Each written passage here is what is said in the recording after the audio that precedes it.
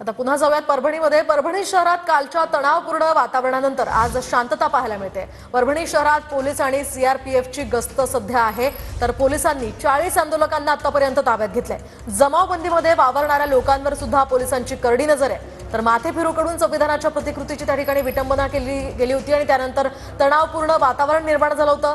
तर पोलिसांच्या आवाहनानंतर आज परभणीमध्ये शांतता पाहायला मिळते।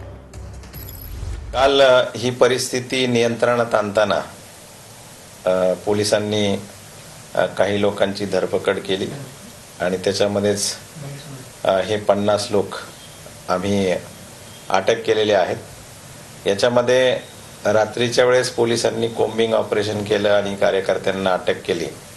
अशा प्रकारे काही घटना घडलेल्या नाहीत। रात्री ही परिस्थिती नियंत्रणात आणतानाच हे सगळे लोक आम्ही अटक केलेले होते।